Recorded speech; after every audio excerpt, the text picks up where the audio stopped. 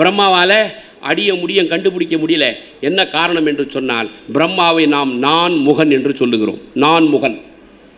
4 பக்கமும் அவனுக்கு பார்வையான், 4 பக்கமும் காது கேட்குறது. இப்படி பார்த்தாலும் கேட்கும், பார்க்கும், கேட்கும். இப்படியே ரவுண்ட் அடிச்சுடுங்க பிரம்மாவுடைய நான் முகன் என்று பெயர்.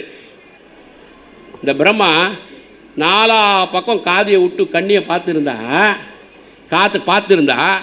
சாமியை கும்பிட முடியுமா? கோயிலுக்கு போனால் நாம் உரிமையாக இருக்க முடியுமா?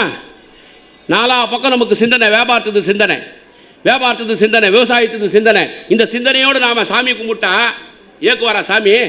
அதனால் 4 பக்கம் சிந்தனை யாருக்கு? நான்முகனுக்கு, பிரம்மாவுக்கு. அதனால் முடி கண்டுபிடிக்க முடியல.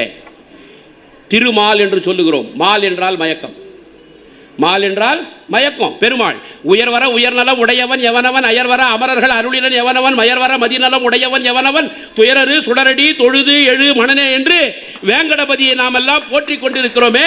மால் மயக்கம், மயங்கி போடுறானா.